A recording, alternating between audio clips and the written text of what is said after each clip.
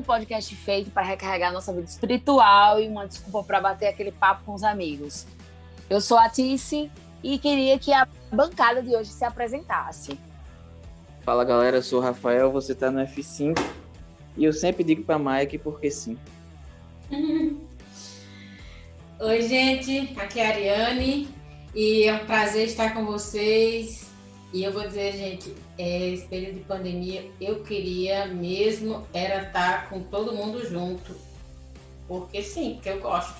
Fala meu povo, bom estar com vocês novamente. Quero aqui dar um salve para os jovens de 0 a 100 anos que ouvem o podcast F5 e para aqueles que colocam a minha juventude em xeque. Eu sou jovem sim, porque sim. Só se for porque sim mesmo. Com certeza. Porque sim, Zequinha. E aí, pessoal, tudo bem? Aqui é Harrison. E eu queria dizer que a casa de Deus é que nem coração de mãe. Sempre cabe mais um. Porque sim. Bom, porque sim, solta a musiquinha aí, porque sim. Solta aí, vai.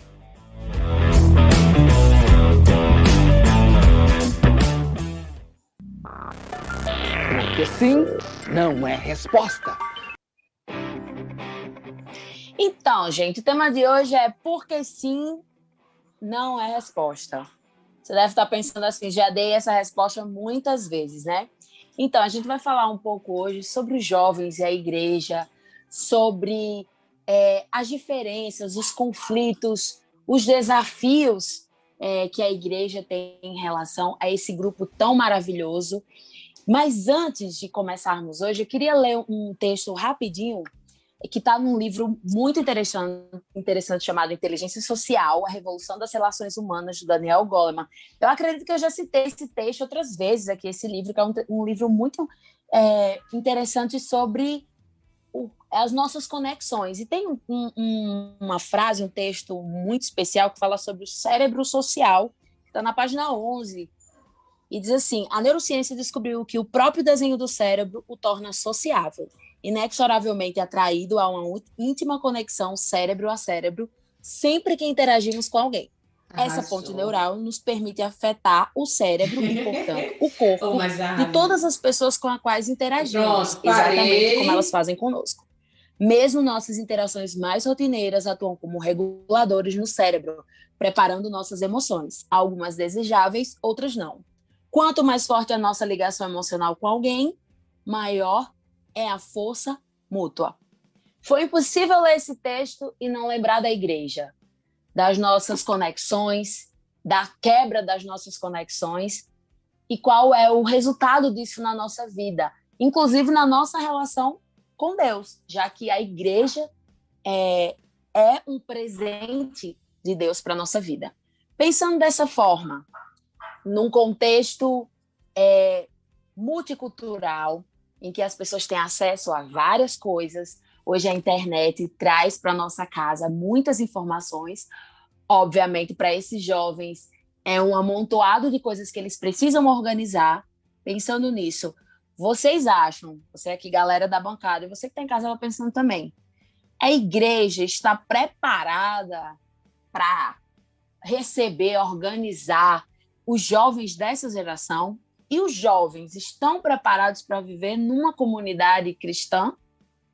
Como pensar nessa perspectiva de dar e receber da igreja com os jovens?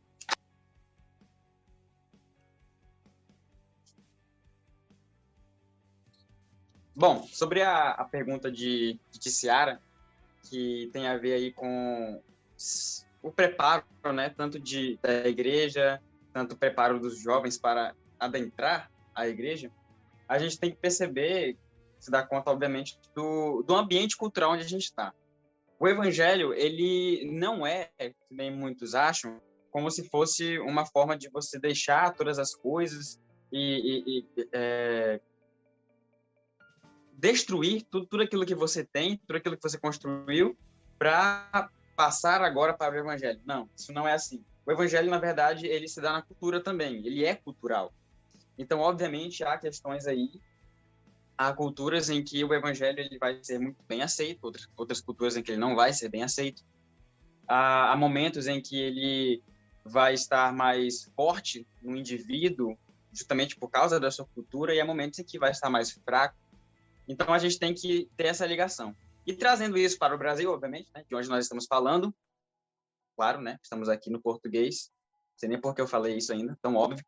Mas, enfim, quando a gente olha para o Brasil, nós percebemos que o brasileiro ele tem uma cultura muito globalizada. Nós já percebemos que o Brasil ele tem essa questão mais de se parecer com outras nações e tudo mais, e isso acaba afetando também a igreja, onde está inserida, né? Então é óbvio que nós vamos ter muitos desafios aí com relação à igreja e com relação aos jovens. O maior desafio que eu vejo, assim, pelo menos que eu vejo, é exatamente de você tornar a igreja uma igreja relevante ou atrativa, né, como a gente costuma chamar. Eu, particularmente, não acho que deveria ser uma questão de tornar relevante, porque a própria mensagem da Bíblia ela é relevante para o ser humano. A mensagem da Bíblia é uma só. O ser humano precisa de Deus para acabar com o sofrimento do pecado.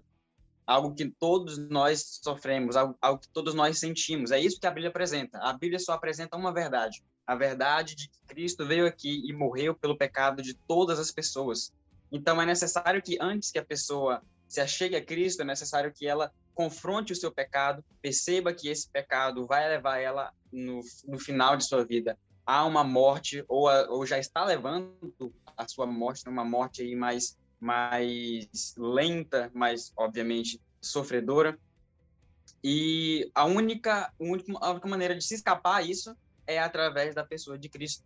É exatamente isso que as igrejas elas precisam apresentar. E nós vemos que há um problema em apresentar isso para o quê? Para jovens que, às vezes, não estão nem interessados nessas verdades. E aí fica a pergunta, né? Como é que a gente apresenta essa verdade de uma maneira que esse jovem possa ser atraído? Como é que nós apresentamos essa verdade de uma maneira que o jovem possa tornar isso uma verdade para ele também, né? Não uma verdade apenas nossa, mas uma verdade para esse jovem. E a resposta que eu tenho é que a gente realmente tem que conhecer melhor as pessoas. Essa é a única forma que eu tenho de responder isso, porque é a única forma que Jesus realizava, né? Jesus, ele ia até o íntimo daquela pessoa, sabia os seus problemas, conhecia suas dificuldades, e ali ele apresentava a verdade de que ele era o Cordeiro de Deus, de que ele estava ali para morrer por aquela pessoa, para doar a sua vida para aquela pessoa, seja de um modo mais metafísico ou não, mas ele estava ali para fazer a diferença, né? E eu creio que é isso que nós devemos inferir na cabeça desses jovens, o que é muito difícil, né? Porque alguns são muito reclusos, são muito fechados, mas nós temos o auxílio do Espírito Santo para realizar isso, e na verdade é o Espírito Santo quem realiza essa obra de tornar o coração de pedra em um coração de carne, né? É ele que vai fazendo isso, mas obviamente precisa de pessoas como nós para adentrarmos os vários lugares, as várias mazelas no coração de vários jovens que estão aí sofrendo com o pecado deles. Eu penso que os jovens, eles são, ou para ser coerente com a minha frase no início, nós somos, né? Nós jovens, e você jovem que está nos ouvindo também, nós somos um exército muito poderoso. E nós somos alvo, né, de muitos ataques. E também somos alvo do amor de Deus. Deus ama os jovens. Deus tem grandes planos para os jovens. Assim como Deus também ama a igreja. E Deus também tem grandes planos para a igreja. E aí você se pergunta, qual é o problema então? O problema é que a igreja não é perfeita e que os jovens também não são perfeitos. Então, ambos não são perfeitos, mas eu entendo que um necessita do outro. A igreja necessita desesperadamente dos jovens e Deus confia a sua missão de pregar o evangelho, de viver o evangelho, especialmente aos jovens. Nós temos uma grande responsabilidade, nós temos vigor físico, nós temos potencial intelectual, criatividade, enfim. E Deus não anula a sua igreja, muito pelo contrário. Deus deseja e entende e apela que os jovens façam parte do corpo de Cristo e façam esse corpo crescer. Claro, a gente tem muitos problemas assim, a minha igreja não é atrativa, a minha igreja não é como eu queria ser. A grande verdade é que nós estamos num processo de construção. Nós estamos em obras. Os jovens, eu, você, a igreja, estamos em obras. Mas nós temos um engenheiro, na verdade, que é o Espírito Santo. A gente precisa permitir que o Espírito Santo vá agindo em nós. Acredito que não é uma opção abandonar a igreja, porque a igreja não é perfeita, porque há conflitos, ou porque a igreja não atende todas as minhas necessidades, porque a igreja não é como eu sonho que seria, que fosse. Então, acho que não é uma opção abandonar a igreja. Acredito que a gente precisa entender de verdade que Deus conta com a gente, que Deus ama a juventude, que Deus ama a igreja e que precisamos um do outro. Acho que é um ponto de partida para essa discussão. Eu posso dar meu testemunho pessoal, eu acho que Marcos sabe, eu acho que Rafael também sabe, né? Eu me converti muito jovem, na verdade eu não me converti, né? Eu falo que eu conheci algumas coisas, mas eu não conheci Jesus de fato. E quando tinha uns 16 anos, mais ou menos assim, eu acabei me afastando da igreja, me afastando de Deus. E eu acabei culpando a igreja por isso e por aquilo, né? E aí, quando eu cresci, que passou alguns anos, e eu comecei a me aproximar de Deus e conhecer Deus verdadeiramente, né? Ter um relacionamento com Ele, eu entendi o quanto a igreja era importante. Isso é um processo muito difícil para quem, eu não sei se alguém aqui mais do grupo já se afastou assim da igreja, mas assim, para quem já se afastou, esse processo de volta, ele é muito difícil porque a gente tende a achar que a igreja ela é Cristo. E a gente precisa fazer essa separação. A igreja ela é um instrumento de Deus, né, nesse mundo, mas nem sempre ela é o caráter de Deus, né? Porque ela é feita de pessoas, e pessoas falham, pessoas erram, pessoas são doentes pelo pecado. E essa compreensão é muito importante para os jovens. Eu queria dizer isso logo para vocês que estão nos ouvindo, que a gente precisa se relacionar primeiramente com Jesus Cristo. A gente precisa ter um relacionamento real com Ele. Eu acho que é isso que a igreja hoje precisa viver desesperadamente. As pessoas, elas querem saber quem é Cristo, sem saber que querem, porque elas querem viver uma vida de paz, de amor, de tranquilidade, de certezas, mas elas não sabem como é essa vida, porque muitas vezes nós, como igrejas, não conseguimos apresentar esse Cristo maravilhoso, esse amor de Deus extraordinário. E eu acho que isso é uma falha e é uma grande necessidade, porque quando você olha para Jesus, eu falo por mim, né? Quando eu comecei a olhar para Jesus de fato, eu entendi quem ele era e quem eu era e quem a igreja era.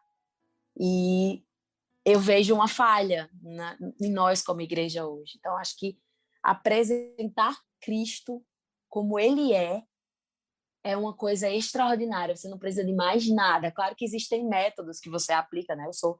Eu faço parte de uma igreja aqui em São Paulo, na Nova Semente, que ela foi criada para atingir um determinado grupo de pessoas. E ela tem estratégias para isso. Mas por mais que você aplique estratégias, se você não mostrar, né, não deixar que o Espírito mostre quem ele é, nada vai funcionar. Gente, eu estava ali tentando achar um livro para fazer um comentário, mas não achei. Bom, isso que... Continuando, né?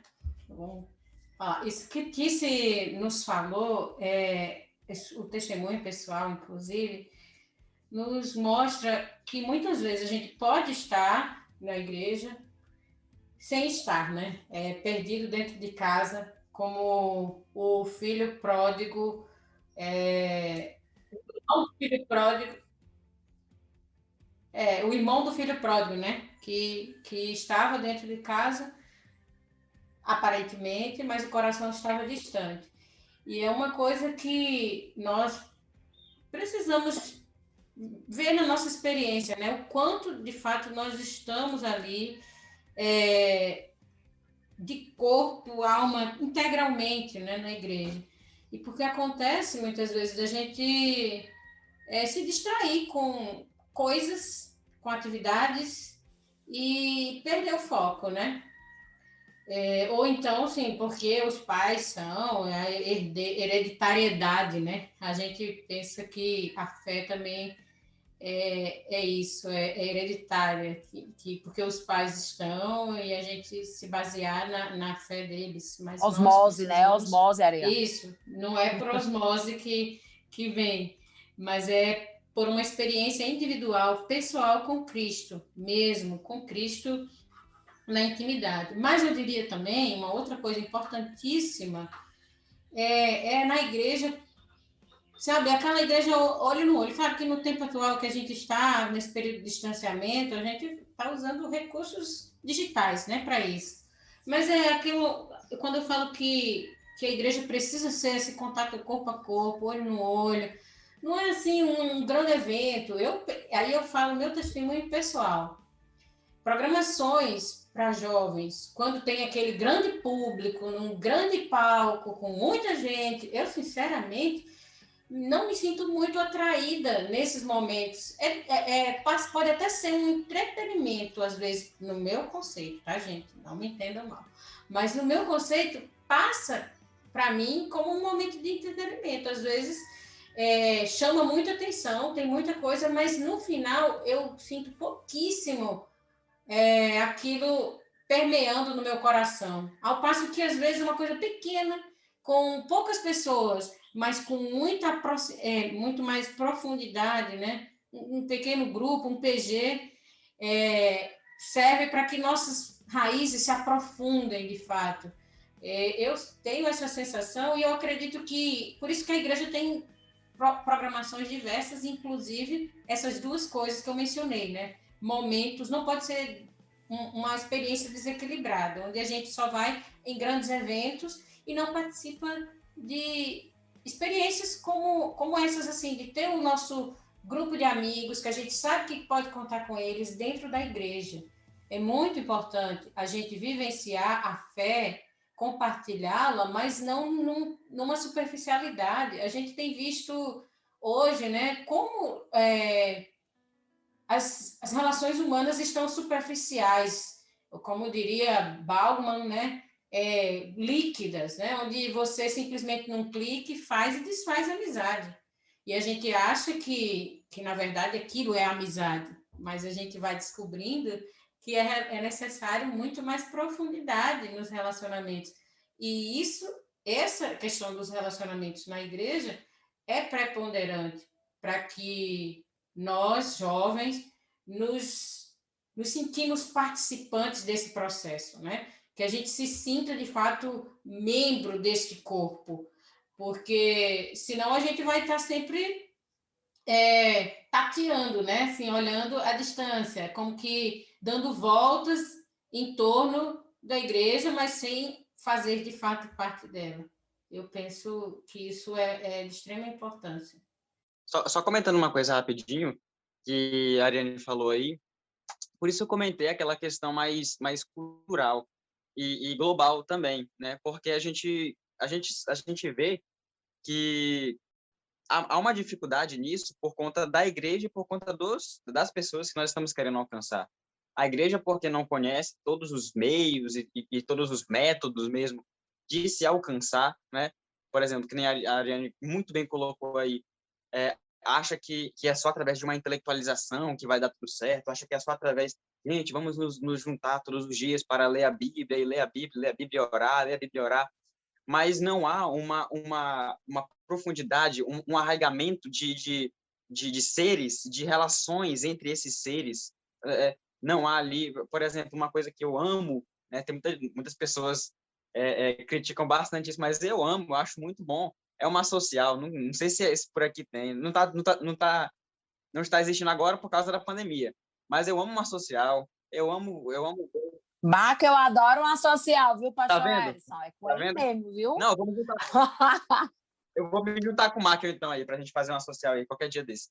Porque é muito bom, é uma coisa assim, que você percebe que há uma união, um almoço na casa de alguém, de um PG, um almoço na igreja, para unir toda a igreja. Você percebe que essas coisas, elas são mais apelativas aos jovens, justamente por quê? Porque também nesse mundo mais globalizado, nesse mundo mais individualizado de hoje, no mundo secular que nós temos os jovens sendo muito fechados. E, a vida do jovem é ir para a faculdade, voltar para casa e passar a noite toda no seu celular. É basicamente isso. E você percebe que isso é nocivo, se torna nocivo para o jovem. Uma epidemia de solidão, né? Exatamente. Esses dias eu estava assistindo um documentário com relação a alguns jovens no Japão. Se você acha que os jovens aqui do Brasil já são solitários, é porque você ainda não viu os jovens do Japão. São jovens mesmo, pessoas de 16, lá a maioridade, a partir dos 16 anos, são de 16 anos para cima, que vivem em cubículos, em casas muito pequenas mesmo, só tem ali a cama, a mesa, uma cadeira, às vezes nem cadeira tem, às vezes é apenas um futon, né, que é aquela cama bem grande deles, e o seu computador e o seu celular e só um filetezinho ali de tomada para carregar as coisas, e eles vivem totalmente isolados, e há vários daqueles cubículos ali, e você vê na expressão deles, você vê no tom de voz deles, o quão solitários eles são. Então, nós percebemos o quê? Que realmente a sociedade, ela é assim, é uma sociedade que já quer viver em solidão, e sempre que ela é chamada para algo a mais do que essa solidão, ela entra em desespero, entra em colapso, ele não sabe o que fazer, porque ele não sabe mais viver em sociedade.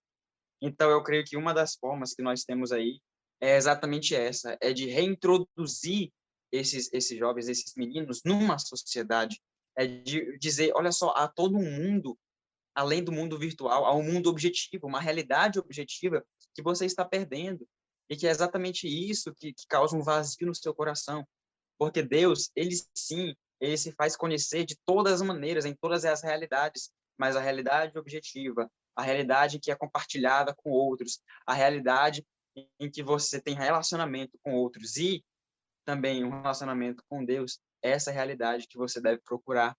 Então, eu creio piamente que é nesses momentos, né, que nós devemos nos focar, é nesses momentos de aproximação mesmo, né? Eu estou dizendo assim, todos os momentos eles são válidos, todos os momentos são válidos, né?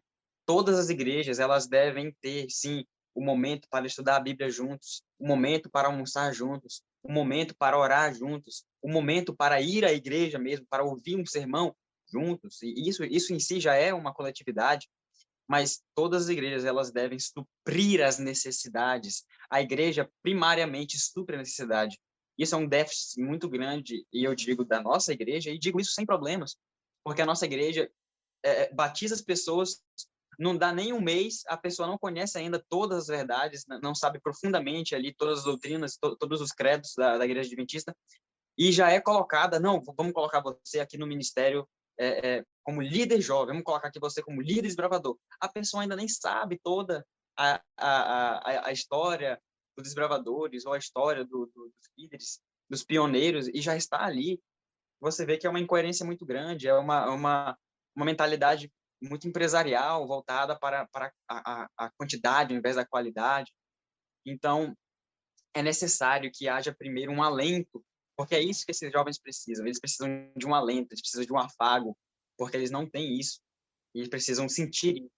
Tempo de conversão, Exato. né? Tempo de conversão. Exatamente. Eles precisam sentir. E sentir assim, a gente usa muito sentir como se fosse uma sensação, uma emoção. Não, eles precisam experimentar, ter uma experiência com a pessoa de Deus.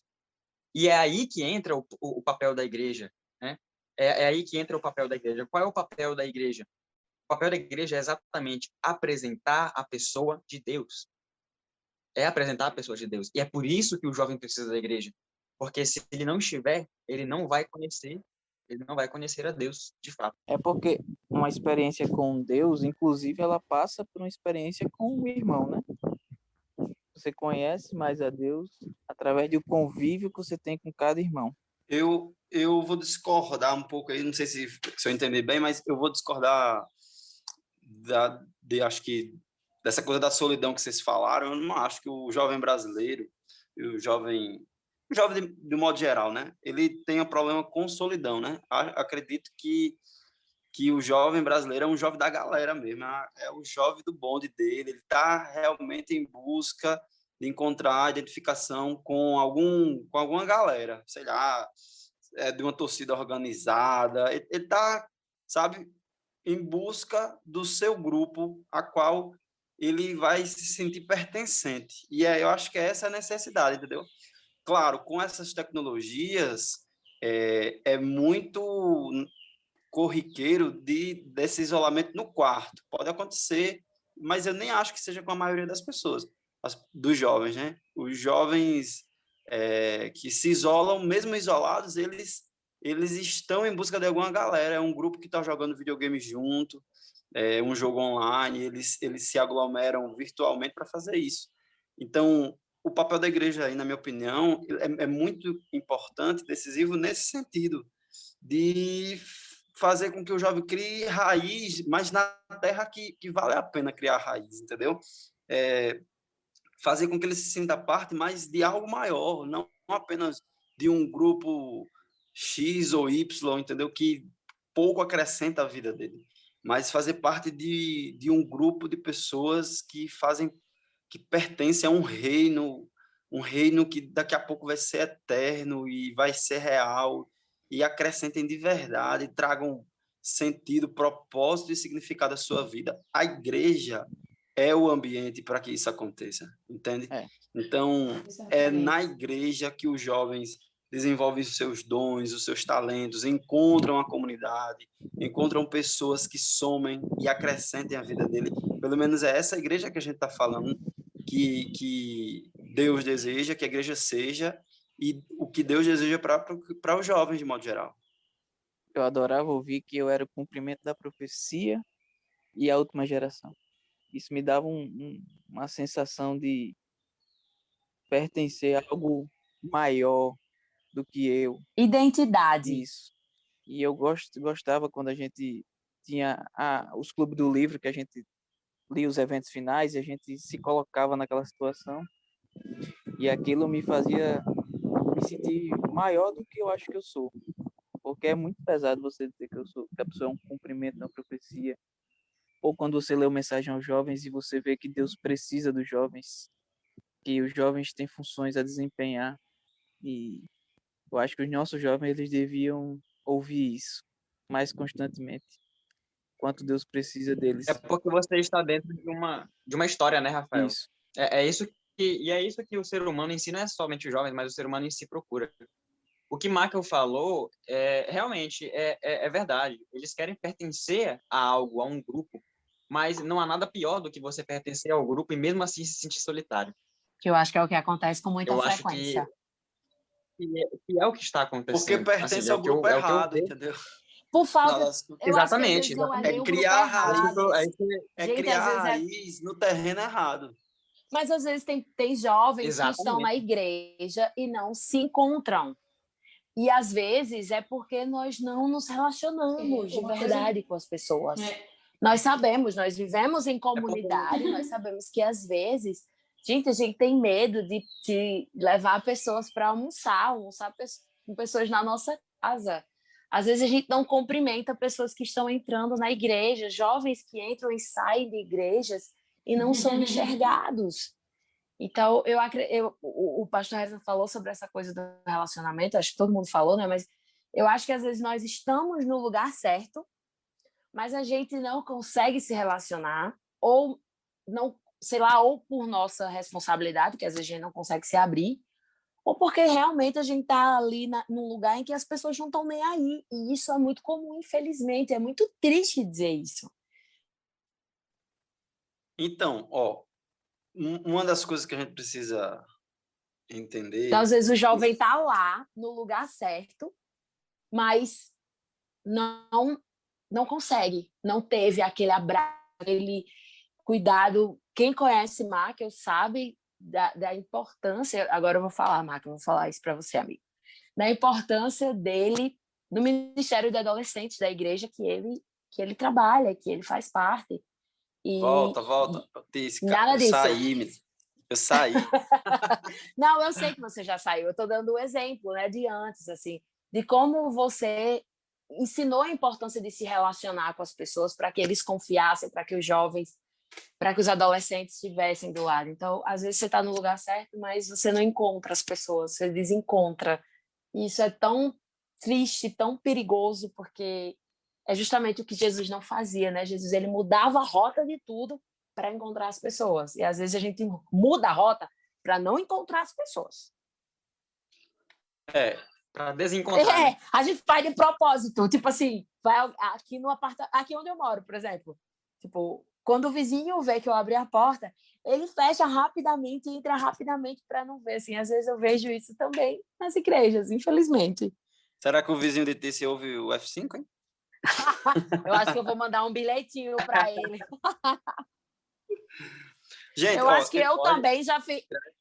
Eu acho que eu também já fiz isso, viu? Mas isso é uma questão cultural, gente. A gente está falando no contexto da igreja, mas é preciso entender o contexto do jovem, independentemente se ele é da igreja ou não. Porque é o mesmo que acontece, superficialidade de relacionamentos. Essa é que é a questão.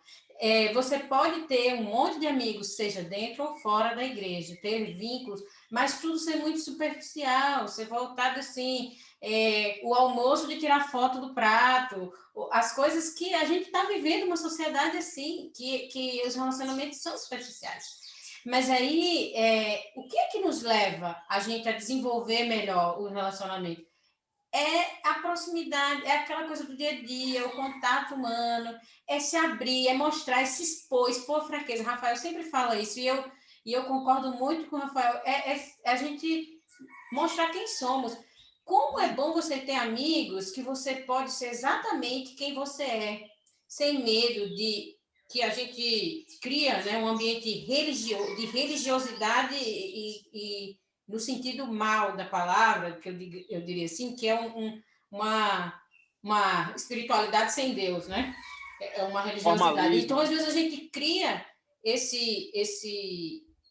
essas situações, né, de pressão religiosa, formalismo, que não permite a gente simplesmente ser quem somos, né?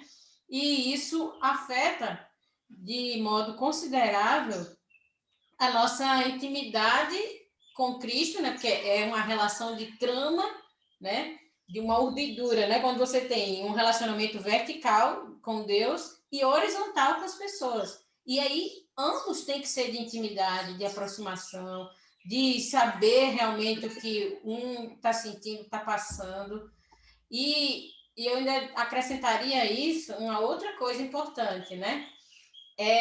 Perceber a igreja como a nossa causa, aquilo pelo qual nós lutamos, as coisas que dizem respeito às coisas celestiais, como Paulo fala, né, para pensar nas coisas lá do alto e não nas que são aqui da terra, né? E viver na terra, com os pés aqui, mas pensando no céu, ou seja, vivendo essa relação de uma forma profunda. Cara, eu encontro muitos desafios para a igreja em relação aos jovens, muitos mesmo. E a igreja que não tiver essa noção, essa consciência de que precisa repensar muitas coisas, é uma igreja fadada ao fracasso. Fracasso. Os jovens são um presente de Deus para a igreja, eu penso assim. É isso que vocês falaram de formalismo, dessa coisa superficial, isso é geral das relações e é um sintoma de uma doença muito maior que as igrejas são tentadas, né, a viver assim, nesse formalismo, nessa coisa superficial. E os jovens percebem isso. Os jovens sabem que aquilo ali não é o lugar deles, entendeu? Que eles têm que usar máscaras até na igreja. Então, não é um lugar atrativo. Eles não se sentem fazendo parte daquilo ali, não é a raiz dele. Mas a igreja que entende que os jovens são importantes, que inclusive tem uma linguagem própria, que tem necessidades próprias e está aberta e preocupada a sanar isso, a ter essas necessidades, é uma igreja que vai crescer com certeza. Você vai ter jovens nessa igreja muito mais felizes e atraindo outros jovens. Vai ser uma igreja viva, vibrante, porque os jovens vão atrair outros jovens. Um jovem apaixonado por Jesus, que encontrou liberdade, entendeu o evangelho, entendeu a salvação, se sente salvo, ele vai indubitavelmente pregar o evangelho para as outras pessoas, ele vai convidar seus amigos para fazer parte, para se juntar ao seu pequeno grupo, sabe, ao ministério jovem, porque ali ele se sente parte, ele se sente importante, e os seus questionamentos, inclusive, tem até a ver com o título do episódio de hoje. Existe espaço para os questionamentos. O jovem é uma pessoa, né, questionadora, quer entender as coisas, e o simples porque sim não é resposta. O simples porque sim não é resposta. Os jovens não estão satisfeitos com um simples porque sim. Eu tenho um testemunho para contar sobre isso, sobre questionar. Eu fui pregar numa determinada igreja, e eu sempre gosto de chegar cedo para participar da escola sabatina e ir para a classe jovens, conversar com o pessoal.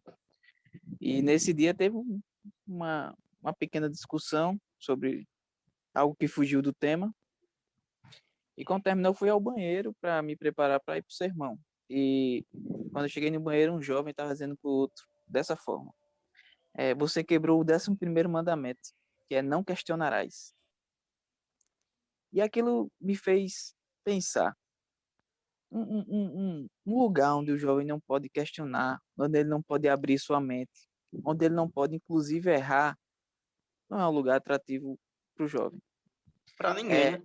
Para ninguém. Especialmente para os jovens. Exato. Às vezes eu acho que a gente entra na igreja e o irmão quer comparar a gente com Moisés ou Abraão, que caminhou com Deus 40, 50, 60 anos.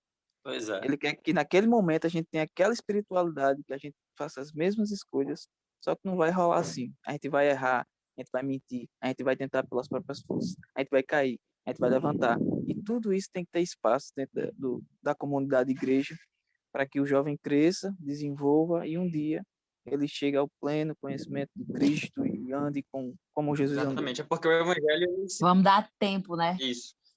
Porque o evangelho se dá na individualidade também, né? Então, cada um ele vai ter o seu tempo, cada um vai ter o seu desenvolvimento. Só falando sobre essa questão, eu gosto muito do livro de 2 Timóteo, porque Paulo está falando para um jovem, né? 1 e 2 Timóteo está falando para um jovem. E é interessante que a primeira epístola, ele fala exatamente daquilo que Timóteo deveria ser para a igreja, né? Como é que ele deveria ser para a igreja. Mas na segunda epístola, ele mostra como é que Timóteo deve ser individualmente. Ele já faz um apelo mais pessoal mesmo para o jovem Timóteo. E o que ele diz lá no capítulo 3, versículo 14? Ele fala desse modo para Timóteo. Tu, porém, permanece naquilo que aprendeste e de que foste inteirado, sabendo de quem o aprendeste, e que desde a infância sabes as sagradas letras que podem tornar-te sábio para a salvação pela fé em Cristo Jesus. Então, a primeira parte aqui, o primeiro versículo, ele fala, permanece, né? Novamente aí nós tocando no ponto de permanecer, né? Do jovem ter essa ideia de permanecer, de estar, né? Em algo. Permanece naquilo que você aprendeu e que foste inteirado, sabendo de quem o aprendeste. Então, a gente nota o quê? Que o jovem ele tem que permanecer, sim, a um grupo, e esse grupo se chama igreja, mas ele também deve entender que ele aprendeu isso de alguém, ou seja, ele não está ali sozinho. Não há ele não caiu ali de paraquedas e pronto. Não, alguém foi lá, alguém chamou ele para os almoços, alguém deu estudo bíblico para ele, alguém chamou ele para pregar, alguém chamou ele para estar em comunhão com a igreja, para fazer parte do corpo de Cristo. Alguém o chamou. Então, Paulo ele faz o quê? Ele faz um apelo a Timóteo justamente porque Timóteo ele é um jovem. E jovens, eles são o quê? Isso é um fato, não é uma crítica aos jovens, isso é um fato comprovado fenomenologicamente, biologicamente. os jovens, ele ainda estão no processo de amadurecimento. Ou seja, há certas coisas que o jovem não vai entender, há certas coisas que ele ainda precisa aprender para que ele seja maduro. Isso é um fato. E isso é com todo mundo, até com nós adultos. Nós, eu falo nós, né? Eu tô com 23 anos, já sou adulto. Adulto. E aí ele fala o quê? Ele volta para Timóteo falando o quê? Timóteo, permanece nisso. Permanece no quê? Permanece naquilo que você observou que eu fiz. Você viu meus sofrimentos, ele fala isso nos versículos anteriores. Você viu a minha fé, meu procedimento, o ensino, a perseverança, o amor. Você viu o que eu passei pelo evangelho e você viu que eu não de maneira alguma, eu reclamei. Pelo contrário, eu somente dou glórias a Deus porque eu passo por essas tribulações. É o que Paulo diz, né? Então, você vê o quê? Você vê aí um padrão, um exemplo, e isso é outra coisa que o jovem precisa. Ele precisa de exemplos, ele precisa de padrões que ele consegue enxergar, ou seja, ele precisa de um pastor que é padrão, ele precisa de um ancião que é padrão, ele precisa de um homem que é íntegro, que é reto, que anda segundo os caminhos de Deus. É isso que o jovem precisa.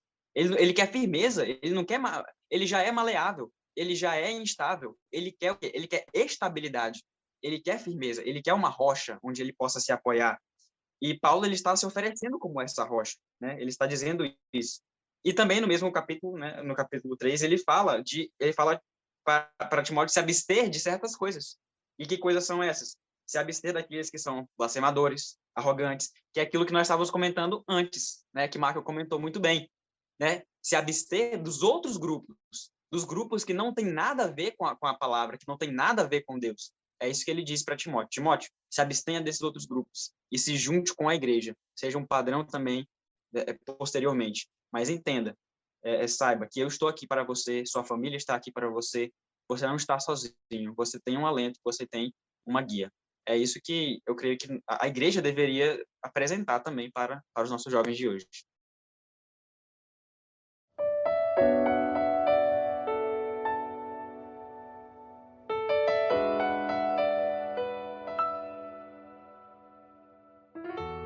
Então, jovem, você que está nos ouvindo, nós convidamos você a refletir, né, sobre o que é a sua parte, o que você precisa fazer. Mais que isso, né? Lembrar você que estar ao lado de Deus, caminhar com Deus, é caminhar seguro, cheio de certezas. Que talvez as coisas não sejam como a gente quer, como a gente planejou. Mas se nós estivermos com Deus, nós teremos a certeza de que estamos no lugar certo. Tem uma frase que eu gosto muito que fala sobre firmeza de propósito. E eu sei que é difícil ter firmeza de propósito no mundo em que diz que você não precisa ser firme em nada. Você pode ser o que você quiser na hora que você quiser. Mas quando a gente olha para Deus, para o exemplo de Jesus aqui, a gente entende qual é o verdadeiro caminho. E de todos os lugares que nós podemos estar, o melhor lugar do mundo é ao lado de Deus, é ao lado de pessoas que trazem coisas boas para a sua vida, que lhe acrescentam coisas maravilhosas.